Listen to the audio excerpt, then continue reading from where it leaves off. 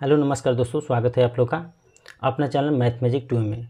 तो चलिए आज जो हम लोग टॉपिक लेकर आए हैं या पढ़ने वाले हैं वो बहुत ही उपयोगी होने वाला है। खासकर बीपीएससी का एग्ज़ाम जो है, जो भी बीपीएससी के एग्ज़ाम देने वाले कैंडिडेट हैं उनके लिए तो खासकर एकदम रामबाण साबित होगा।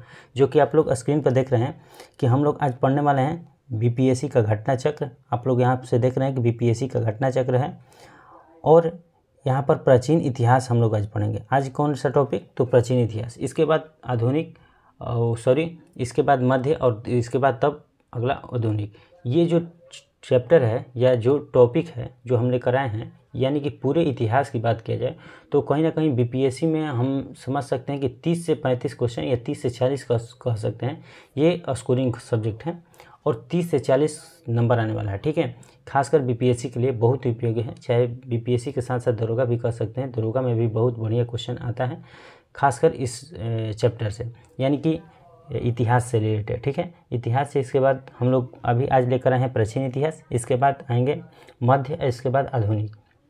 और उम्मीद करता हूँ जो भी हम लोग लेकर आए हैं इससे कहीं ना कहीं क्वेश्चन आने वाला ही होता है और आएगा ही। ठीक है, इसके बाद एक चीज़ और बता दें कि यहाँ पर सी-टेट का भी अब तुरंत बैच स्टार्ट होने वाला है।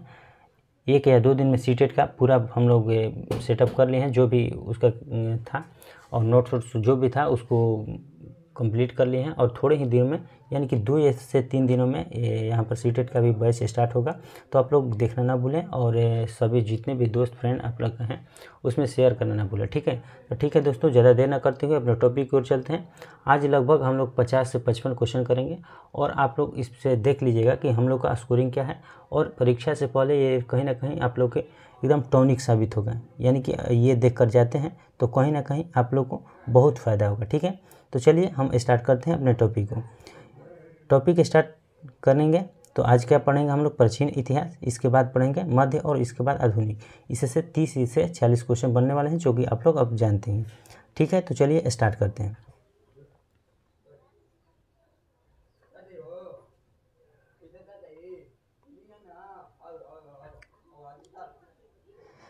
चलिए आइए दोस्तों, पहला क्वेश्चन कर रहा है कि भारत में पशुपालन एवं कृषि के प्राचीनतम साक्ष्य प्राप्त हुए।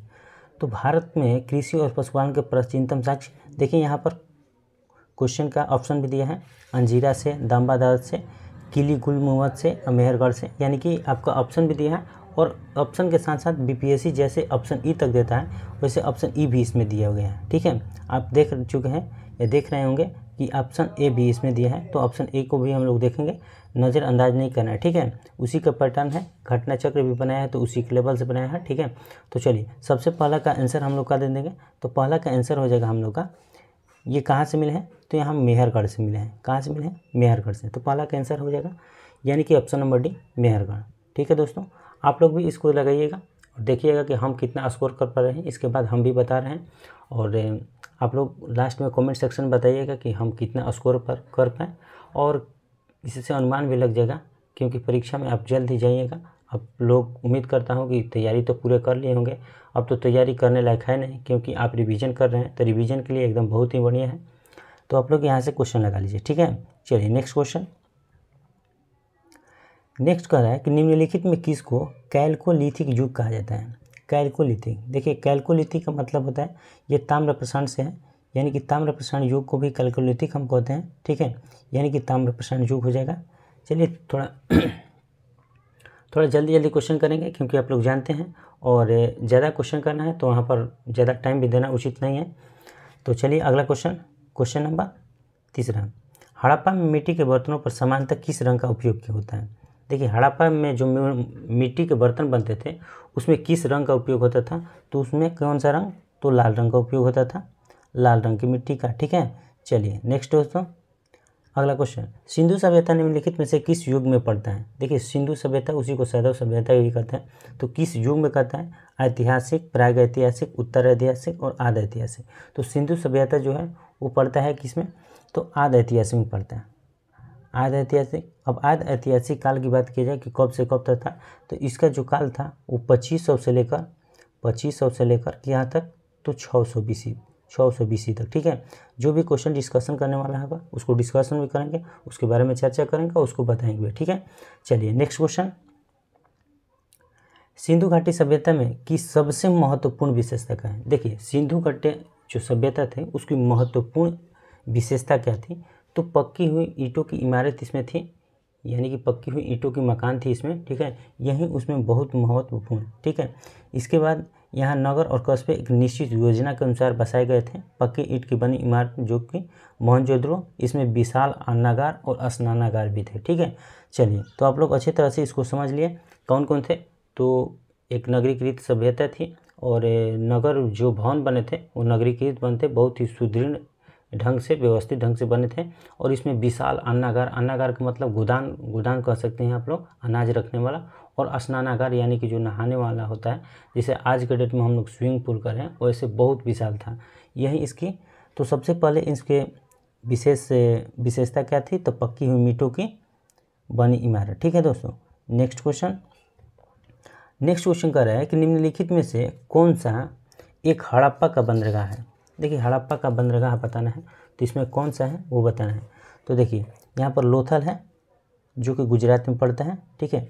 लोथल जो कि किस नदी के? तो भोगवा नदी के किनारे पड़ता है, ठीक है। लोथल भोगवा नदी किनारे और गुजरात में पड़ता है, ठीक है दोस्तों। नेक्स्ट क्वेश्चन, निम्नलिखित में से किस हड़प्पाकालीन स्थल से टेराकोटा का मतलब पक्की हुई मिट्टी हो गया टेराकोटा, तो कहाँ से मिले हैं ये बताना है।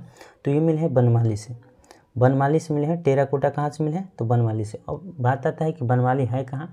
तो बनमाली है आपको फतेहाबाद ज़िले में हो जाएगा, हरियाणा के, ठीक है। हरियाणा के फतेहाबाद ज़िले में स्थित बनमाली है। वहीं पर टेराकोटा का क्या हुआ है? हल प्राप्त हुआ है। टेराकोटा का हल प्राप्त हुआ, यानी हल का चर्चा कर रहा है। टेराकोटा का मतलब मिट्टी का हल यहाँ पर, ठीक ना। तो धौला बनमाली में मिला है जो कि हरियाणा में पड़ता है, ठीक है। चलिए नेक्स्ट क्वेश्चन, निम्नलिखित में से किस हड़प्पा नगर में जूते हुए खेतों का निशान मिले हैं? देखिए जूते हुए खेत का निशान कह देगा, बिल्ली के पंजा का निशान कह देगा, आग कह देगा। ये सब हुआ कालीबंगन में। कहाँ से हुआ है? तो ये हुआ है कालीबंगन में, ठीक है। तो यहाँ पर हो गया कालीबंगन, यानी कि जूते हुए खेत, बिल्ली के पंजा के निशान, और इसके बाद हल का भी साक्ष्य मिला है वहाँ पर, हल का, जूते हुए खेत वहीं हल हो गया, जूते हुए खेत, तो ठीक है। इसके बाद आग का साक्ष्य मिला वहीं पे, तो कालीबंगन हो जाएगा इसका ऑप्शन। अगला क्वेश्चन, निम्नलिखित में से कौन सा हड़प्पा और मोहनजोदड़ो के उत्खनन से संबंधित नहीं थे? देखिए हड़प्पा और मोहनजोदड़ो के उत्खनन से संबंधित नहीं थे वो बताना है। R.D. बनर्जी, K.N. दीक्षित, हेमंत वस्त और B.A. स्मिथ। तो कौन से थे? तो इसमें हड़प्पा और मोहनजोदड़ो से संबंधित नहीं थे, तो ये हो जाएंगे B.A. स्मिथ, ठीक है दोस्तों। चलिए नेक्स्ट क्वेश्चन। अब नेक्स्ट क्वेश्चन कह रहा है कि बोगाजकोई का महत्व इसलिए है। बोगाजकोई है क्या? ये सबसे पहले तो बोगाजकोई एक अभिलेख है, और बोगाजकोई का महत्व इसलिए है कि जो वहाँ का अभिलेख प्राप्त हुए हैं उनमें वैदिक देवी एवं देवताओं का वर्णन मिलता है। इसका आंसर हो जाएगा कि वहाँ के जो अभिलेख प्राप्त हुए हैं बोगाजकोई में, उसमें क्या हुआ है? वैदिक देवी एवं देवताओं का क्या मिला है? वर्णन मिला है, ठीक है दोस्तों। चलिए नेक्स्ट क्वेश्चन, प्रसिद्ध 10 राजाओं का युद्ध किस नदी के तट पर लड़ा गया? देखिए 10 राजाओं का युद्ध वो परुष्णी नदी के किनारे, परुष्णी नदी के किनारे यानी उसी के तट पर लड़ा गया था, ठीक है। परुष्णी नदी के तट पर लड़ा गया था, यानी कि ऑप्शन नंबर डी इसका आंसर हो जाएगा। चलिए नेक्स्ट क्वेश्चन, ऋग्वेद का कौन सा मंडल पूर्णतः सोम को समर्पित है? देखिए ऋग मंडल है जो ऋग्वेद है, उसका कौन सा मंडल पूर्णतः सोम को समर्पित है? ये क्वेश्चन दे देगा। तो ये 9वां मंडल है, ठीक है। 9वां मंडल पूर्णतः सोम को समर्पित है, ठीक है दोस्तों। अगला क्वेश्चन, ऋग्वैदिक संहिता का 9वां मंडल पूर्णतः किसको समर्पित है? देखिए वही क्वेश्चन आ गया फिर से, ठीक है। लेकिन क्वेश्चन का जो ऑप्शन है उसको बदल दिया गया है, ठीक है। क्वेश्चन वही है कि ऋग्वेद संहिता में 9वां मंडल, तो वहाँ पर सोम मंडल को समर्पित है, लेकिन इसमें कह रहा है कि ऋग्वेद संहिता का 9वां मंडल पूर्णतः किसको समर्पित है? तो यहाँ पर हो जाएंगे किसको? तो सोम और इस पेय पदार्थ को, यानी कि पेय जो पदार्थ हम लोग पीते थे पहले के जो राजाओं पीते थे, सॉरी हम लोग नहीं, हम लोग को आदि, तो ऐसा मत समझ लीजिएगा कि हम लोग की बात कर रहे तो हम लोग, ठीक है, पहले के जो भी राजा जो भी थे, ठीक है, शासक, वो पीते थे। तो सोम और इस पेय पर नामाकृत देवता, ठीक है, पेय पदार्थ है, नहीं, ठीक। अगला क्वेश्चन देखिए, गायत्री मंत्र किस पुस्तक में मिलता है? तो गायत्री मंत्र किस पुस्तक में मिलता है? तो ये ऋग्वेद मिलता है। और गायत्री मंत्र का बोलेगा कि रचयिता कौन है? तो विश्वामित्र और किस मंडल में, तो ऋग्वेद के तीसरे मंडल में मिलता है। ठीक है दोस्तों, चलिए नेक्स्ट क्वेश्चन, महावीर स्वामी का जन्म कहाँ हुआ। देखिए महावीर स्वामी का जन्म कहाँ हुआ, यहाँ पर महावीर स्वामी भी आएंगे, बुद्ध भी आएंगे, तो सभी का जन्म स्थान मिलेगा और उससे रिलेटेड जो भी क्वेश्चन आएगा उसको आसानी से देखेंगे। तो इनका जन्म पूछा है अभी, तो कुंडलग्राम में यहाँ हुआ है, कहाँ पे, तो कुंडग्राम में इनका जन्म हुआ। ठीक है, चलिए नेक्स्ट क्वेश्चन, महावीर जैन की मृत्यु। देखिए जन्म और यहाँ पर मृत्यु आ गया, तो महावीर जैन की मृत्यु निम्नलिखित में से किस नगर में हुई। तो मृत्यु, उनका जन्म हुआ कुंडग्राम में और उनका मृत्यु कहाँ हुआ है, तो पावापुरी में, पावापुरी में हुआ मृत्यु। आप लोग अच्छी तरह से समझ रहे हैं। ठीक है, नेक्स्ट क्वेश्चन, देखिए ये क्वेश्चन जितने भी हैं प्रीवियस ईयर के क्वेश्चन हैं, कहीं ना कहीं क्वेश्चन आए हुए हैं, इसलिए आप लोग के लिए बहुत ही उपयोगी है। आप लोग अच्छी तरह से इसको लगाइए और अच्छी तरह से इसको कवर करके एक या दो बार देख लीजिए। इसका पार्ट 1 है, पार्ट 2 भी ला देंगे, क्योंकि जितना भी क्वेश्चन बच गया है उसको एक वीडियो में और लगेगा और उसको ख़त्म कर लेंगे हम लोग। ठीक है, वीडियो लंबा ना हो जाए इसके वजह से उसको नहीं लाएंगे। तो आज इसको देख लीजिए, इसके बाद सुबह उसको देख लीजिएगा। ठीक है, अगले वीडियो में भगवान महावीर का प्रथम शिष्य कौन था। देखिए जो भगवान महावीर थे उसके प्रथम शिष्य बताना है, तो शिष्य कौन था, तो यहाँ पर शिष्य जमाली थे, जो कि उन्हीं के दामाद थे। ठीक है, उन्हीं के क्या थे, दामाद थे, जमाली। ठीक है, चलिए नेक्स्ट क्वेश्चन, निम्नलिखित में से कौन सबसे पूर्वकालिक जैन ग्रंथ कहलाता है। देखिए पूर्वकालिक मतलब पहले का। ठीक है, जैन ग्रंथ तो कौन कहलाएगा, तो ये 14वां जो पूर्व है वही पहले का क्या है, जैन ग्रंथ है। ठीक है दोस्तों, चलिए नेक्स्ट क्वेश्चन, नेक्स्ट इसका आंसर हो जाएगा सी। अगला कह रहा है कि महात्मा बुद्ध ने अपना पहला धर्म चक्र परिवर्तन किस स्थान पर। देखिए पहले सबसे पहले कि धर्म चक्र परिवर्तन का मतलब क्या होगा, तो उपदेश हुआ। ठीक है, धर्म चक्र परिवर्तन का मतलब हुआ तो उपदेश हो गया। ठीक है, तो उपदेश की बात आ गया, तो सबसे पहले उपदेश आप लोग जानते हैं कि कहाँ पर दिए हैं, तो ये सारनाथ में दिए हैं। ठीक है, सारनाथ में दिए हैं, अपने ही मित्रों को सबसे पहले, अपने जो भी 5 मित्र थे इनके, उन्हीं में से 4 को ये उपदेश दिए और कहाँ पे दिए, तो सारनाथ में। ठीक है, चलिए नेक्स्ट क्वेश्चन, नेक्स्ट क्वेश्चन कह रहा है कि महात्मा बुद्ध का महापरिनिर्वाण। देखिए धर्म चक्र परिवर्तन हो गया, महान विनिष्क्रमण हो गया, महापरिनिर्वाण हो गया, ये सब चीज़ें जो है ना इसको बहुत बारीकी से आप लोग याद करना होगा, क्योंकि बहुत सारे लोग इस पर कन्फ्यूजन होते रहते हैं। ठीक है, इसमें कन्फ्यूजन नहीं होना है और आप चीज़ों को अच्छी तरह से याद करें कि धर्म चक्र परिवर्तन हो गया, चाहे महाविनिष्क्रमण हो गया, चाहे महापरिनिर्वाण हो गया, इसका मतलब क्या हो गया। ठीक है, तो महात्मा बुद्ध का महापरिनिर्वाण कहाँ हुआ, यानी कि महापरिनिर्वाण का मतलब क्या होगा, तो मृत्यु। तो मृत्यु आप लोग जानते हैं कि कहाँ हुआ, तो कुशीनगर में। ठीक है, कुशीनगर में हुआ। ठीक है, चंद भोजन खाने के वजह से हो गया उनका मृत्यु। ठीक है, चलिए नेक्स्ट क्वेश्चन, त्रिपिटक किसका धार्मिक पुस्तक है। देखिए त्रिपिटक किसका है, जिसे त्रिपिटक में आता है कौन कौन, तो एक आता है विनय पिटक, शुद्ध पिटक, अभिधम पिटक, यानी कि 3 यही है त्रिपिटक। तो किसका है, तो महात्मा बुद्ध का है, तो गौतम बुद्ध, यानी कि option number D Mahatma Buddha हो जाएगा। ठीक है, चलिए नेक्स्ट क्वेश्चन, जो भी क्वेश्चन है आप लोग अच्छे तरह से लगा रहे हैं और इसमें आप लोग को बहुत अच्छे तरह से समझ में आया होगा। जो लोग पढ़े हैं, जो लोग बिगिनर हैं वो भी आप लगा सकते हैं, क्योंकि इससे पढ़िएगा तभी अच्छा लगेगा। ठीक है, चलिए त्रिरत्न या 3 रत्न, देखिए यहाँ पर आ गया त्रिरत्न या 3 रत्न, जैसे सटीक ज्ञान, सच्ची आस्था और सटीक क्रिया, निम्न में इसके किससे संबंधित है, किससे संबंधित है ये बताना है। तो यहाँ पर ऑप्शन है बौद्ध धर्म, हिंदू धर्म और इसके साथ साथ और ऑप्शन आपको हम दे देते हैं, इसके साथ साथ हम ऑप्शन दे देते हैं इसका जैन धर्म, तीसरा ऑप्शन है जैन धर्म, जैन धर्म और एक ऑप्शन और ले लीजिए आप लोग चौथा ईसाई धर्म, डी ऑप्शन में ईसाई धर्म, डी में आप लोग कर लीजिए ईसाई धर्म। ठीक है दोस्तों, यहाँ पर ऑप्शन नहीं है इसलिए ऑप्शन को हम यहाँ पर ऑप्शन कट गया है। तो पहला ऑप्शन है बौद्ध धर्म, दूसरा है हिंदू धर्म, तीसरा जैन और चौथा ईसाई। आप लोग अब बताइएगा कमेंट सेक्शन में कि इसका आंसर क्या होगा। तो चलिए इसका आंसर हम बताते हैं, इसका आंसर होगा कौन, तो जैन धर्म हो जाएगा। ठीक है, आप लोग कमेंट सेक्शन में ज़रूर लिखिएगा कि हम लोग कितना सही कर पाएँ ये क्वेश्चन में, जितना भी क्वेश्चन है उसमें कितना हम सही कर पाएँ। ठीक है, निम्नलिखित में से कौन सी बात बौद्ध धर्म तथा जैन धर्म में समान नहीं है। देखिए बहुत सारी बातें थे जो कि दोनों में समान थे। ठीक है, लेकिन इसमें बताना है कि कौन से समान नहीं है। तो आत्मा दमन, आत्मा दमन जो है वो समान नहीं है। आत्मा दमन का मतलब आत्मा दमन कर रहा है, ठीक है, तो इसमें समान नहीं है ये बताना है। तो आत्मा दमन इसमें समान नहीं है, ठीक है। कह रहा है अगला क्वेश्चन कि बोध गया में बोधि वृक्ष अपने वंश की इस पीढ़ी का है, किस वंश का है ये बताना है, किस वंश के किस पीढ़ी का है। तो यहाँ पर हो जाएंगे इसका कौन, पंचम पीढ़ी का है, ठीक है, पंचम पीढ़ी का जो बोध गया में बोधि वृक्ष है, ठीक है, उसमें शशांक ने उसको क्या कर दिया था, कटवा दिया था, ठीक है। तो वही बोधि वृक्ष फिर से लगाया गया और वही बताना है कि बोधि वृक्ष अपने वंश की इस पीढ़ी का है तो पंचम पीढ़ी का है, ठीक है। चलिए नेक्स्ट क्वेश्चन देखिए, बराबर की गुफाओं का उपयोग किसने आश्रय गृह के रूप में किया है। तो बराबर की गुफाओं किसने किया है, तो ये किया है कौन से, तो ये किया है आजीविक संप्रदाय ने बराबर की गुफाएं, जो कि गया के करीब, गया में शायद हमें जहाँ तक उम्मीद है कि गया में है, तो बराबर गया के आसपास में, तो आजीविक संप्रदाय जो थे वही क्या किए थे, उसको आश्रय गृह के रूप में उपयोग किए थे, ठीक है दोस्तों, यानी कि ऑप्शन नंबर इसका ए हो जाएगा।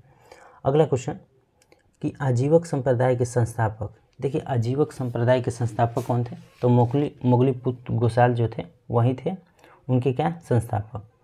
नेक्स्ट क्वेश्चन पाटलिपुत्र के संस्थापक, तो पाटलिपुत्र के संस्थापक कौन थे, तो उदयन थे, ठीक है।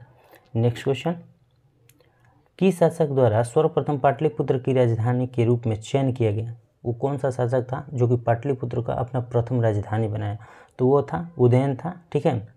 पाटलिपुत्र का शासक वही हुआ तो वही राजधानी अपना बनाया, ठीक है।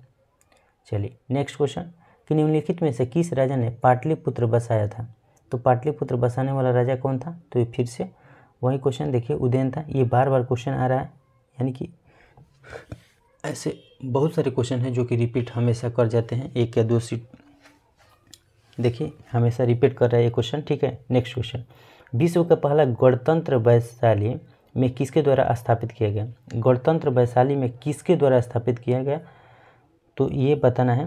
तो इसका आंसर कौन हो जाएगा, तो लिच्छवी के द्वारा, लिच्छवी गणराज्य जो होता है उसी के द्वारा, ठीक है। चलिए नेक्स्ट क्वेश्चन मगध की प्रारंभिक राजधानी कौन सी थी, देखिए मगध की सबसे पहली राजधानी कौन बनी उसको बताना है, तो वो कौन थी, गिरिब्रज, जिसको राजगिरी या गिरिब्रज कहते हैं, ठीक है। नेक्स्ट क्वेश्चन अजातशत्रु के वंश का नाम क्या था, तो किस वंश से संबंधित थे, तो ये किस वंश से, तो हर्यक वंश के, ठीक है, हर्यक वंश के थे, ठीक है दोस्तों। नेक्स्ट क्वेश्चन देखो सेंड्रोकोटस से चंद्रगुप्त मौर्य की पहचान किसने की थी, यानी कि सेंड्रोकोटस किसने कहा था, सबसे पहले सेंड्रोकोटस किसने कहा था, तो ये कहा था कौन, विलियम जोन्स ने अपने पुस्तकों में इनका यानी कि चंद्रगुप्त मौर्य का उपयोग किसके, सेंड्रोकोटस के रूप में किया, ठीक है। चलिए अगला क्वेश्चन है कि ब्राह्मी लिपि को सर्वप्रथम किसने पढ़ा, तो ब्राह्मी लिपि को सर्वप्रथम किसने पढ़ा, तो जेम्स प्रिसेप ने 1857, सॉरी यहाँ पर कन्फर्म नहीं है, लगभग यही है 1887 शायद है, लगभग अप्रोक्स, अभी तो कन्फर्म पता नहीं है, लेकिन जेम्स प्रिसेप ने, ठीक है ना, 1837 शायद है, 37 है, सॉरी ऐसी है, ठीक है। यानी कि क्वेश्चन नंबर अगला मेगास्थनीज की पुस्तक का नाम क्या है, तो मेगास्थनी की पुस्तक का नाम है, हाँ देखिए यहाँ पर 1837 में होगा, ठीक है, उसका 1837 में होगा, जेम्स प्रिसेप होगा। अब अगला क्वेश्चन है कि मेगास्थनीज की पुस्तक का नाम क्या है, तो मेगास्थनीज की पुस्तक का क्या नाम है, तो इंडिका नाम है, ठीक है। चलिए मेगास्थनीज किसके दरबार में रहता था, तो वही चंद्रगुप्त के दरबार में रहता था, और जो पुस्तक लिखा वो इंडिका पुस्तक लिखा, और इंडिका में बहुत सारी चीज़ों का वर्णन किया जो कि हम लोग डिटेल अगर प्राचीन भारत पढ़ेंगे, प्राचीन इतिहास, तो उसमें डिटेल चीज़ों का वर्णन करेंगे, ठीक है। अभी नेक्स्ट क्वेश्चन अभी पढ़ रहे हैं तो क्वेश्चन की चर्चा करेंगे, ठीक है। चलिए इंडिका का लेखक कौन है, तो फिर से वही आ गया, तो इंडिका का कौन है, तो मेगास्थनीज है, ठीक है। चलिए नेक्स्ट क्वेश्चन अंतिम मौर्य सम्राट था, मौर्य वंश का अंतिम सम्राट कौन था, तो अंतिम सम्राट बृहद्रथ था, ठीक है। चलिए नेक्स्ट क्वेश्चन किसने अभिलेख में रुद्रदामन प्रथम की विभिन्न उपलब्धियां वर्णित की है, तो किसने वर्णित किया है, तो ये जुन्ना, किस अभिलेख में बताना है कि किस अभिलेख में रुद्रदामन प्रथम की विभिन्न उपलब्धियां वर्णित है, तो जूनागढ़ अभिलेख हो जाएगा, ठीक है। चलिए निम्नलिखित राजाओं में किस जैन धर्म के प्रति भारी झुकाव था, ये बताना है कि निम्नलिखित राजाओं में किस धर्म के प्रति भारी झुकाव था, तो ये हो जाएगा खारवेल के प्रति। ठीक है दोस्तों, चलिए next question. Calling Naresh Kharavela का संबंध था, कॉलिंग नरेश खारवेल का संबंध था महामेघवाहन वंश से, चेदी वंश से, रुद्रदामन वंश, महामेघवाहन वंश। तो इससे क्या हो जाएगा, महामेघवाहन वंश से हो जाएगा। इनका संबंध क्या हो जाएगा, महामेघवाहन वंश से था। ठीक है, चलिए नेक्स्ट क्वेश्चन। प्राचीन भारत का नेपोलियन किसे कहा जाता है? तो आप लोग अच्छी तरह से जानते हैं कि प्राचीन भारत का नेपोलियन किसे कहा जाएगा, तो ये समुद्रगुप्त को कहा जाएगा। ठीक है, चलिए नेक्स्ट क्वेश्चन।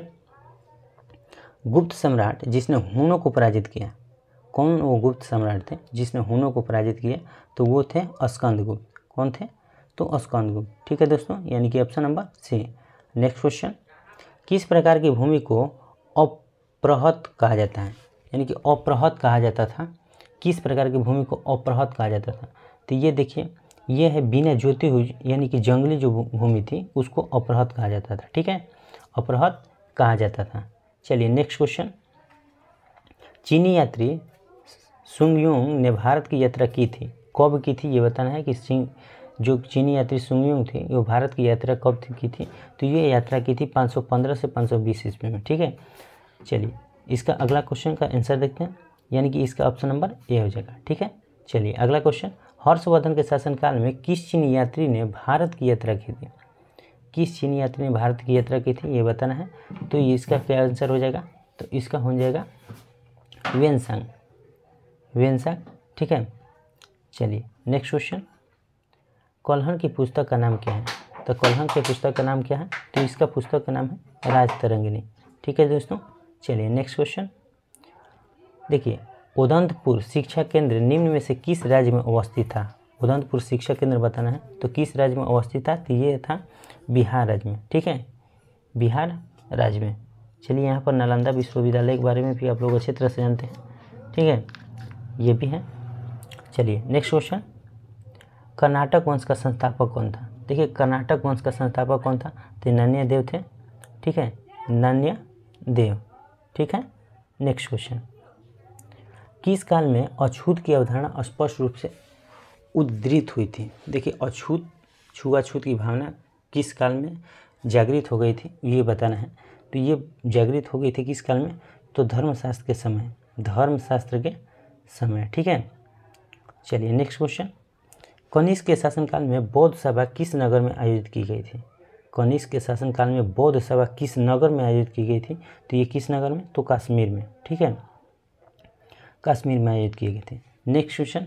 भगवान बुद्ध के महापरिनिर्वाण के बाद पहली बौद्ध संगति हुई थी, तो कहाँ हुई थी? तो ये राजगीर में। ठीक है, राजगीर में हुआ था। पहला बौद्ध संगति कहाँ हुआ था? तो राजगीर में हुआ था। ठीक है दोस्तों, चलिए अगला क्वेश्चन देखते हैं। अगला क्वेश्चन कह रहा है, यानी कि क्वेश्चन नंबर अगला कह रहा है कि बुद्ध के जीवन की 4 महत्वपूर्ण घटनाओं और उनसे संबद्ध 4 स्तंभों को नीचे उल्लेख है। यह 2 स्तंभ यानी कि 1 और 2 में अंकित है, आपको इनको सुमेलित करना है। यानी कि स्तंभ 1 और स्तंभ 2 को सुमेलित करना है और बताना है कि इसमें कौन से आंसर सही होंगे। ठीक है, तो चलिए इसका आंसर क्या हो जाएंगे, यानी कि ऑप्शन नंबर सी हो जाएंगे। पहला का 3, दूसरा का 2, तीसरा का 1 और चौथा का 4। यानी कि पहला का हम 3 कह सकते हैं। जन्म कहाँ हुआ? लुम्बिनी में। ये बताना है गौतम बुद्ध से संबंधित। इनके ज्ञान की प्राप्ति कहाँ हुआ? तो ज्ञान की प्राप्ति आप लोग जानते हैं कि कहाँ से हुआ है, तो यहाँ पर हुआ है सारनाथ में। यहाँ पर उपदेश दिए थे, बोध गया में ज्ञान की प्राप्ति हुई। सारनाथ में प्रथम प्रवचन उसी को उपदेश कर रहा है। ठीक है, तो ये कहाँ दिए थे? तो सारनाथ में दिए थे। ठीक है, और निधन उनका कुशीनारा में। ठीक है, चंद भोजन करने से हो गया। तो ठीक है दोस्तों, यानी कि हम लोग टोटल 55 क्वेश्चन कर लिया, जो कि आप लोग स्क्रीन पर देख रहे हैं कि टोटल हम लोग 55 क्वेश्चन कर लिए। और उम्मीद करता हूँ ये क्वेश्चन बहुत ही आप लोग को अच्छा लगा होगा। ठीक है, वीडियो को ज़्यादा से ज़्यादा लोगों के पास, अपने दोस्त रिश्तेदार फ्रेंड जितने भी पढ़ने वाले हैं उनके पास शेयर कीजिएगा, ताकि सब कोई अंतिम समय में इस क्वेश्चन को देख लें। देखिए क्या होता है ना कि अंतिम समय में पता नहीं चल पाता है कि हम क्या करें, कौन देखे कौन नहीं देखें। इसलिए आप लोगों के लिए अंतिम समय में एकदम वही क्वेश्चन आता है जो कि आप लोग देखेंगे, तो ताकि आगे चल के परीक्षा में आप लोगों के लिए बहुत उपयोगी हो। तो चलिए इसी का पार्ट 2 प्राचीन का जो भी क्वेश्चन बचा है उसको भी ला देंगे। तो चलिए उम्मीद करता हूँ अच्छी तरह से देखिए। अगर वीडियो अच्छा लगे तो वीडियो को लाइक करना ना भूलिएगा, लाइक कर दीजिएगा। इसके बाद चैनल को सब्सक्राइब भी कर दीजिएगा, मिलते हैं अगले वीडियो में अगले टॉपिक के साथ। यानी कि आप लोग अच्छी तरह से पढ़िए। तब तक के लिए जय हिंद।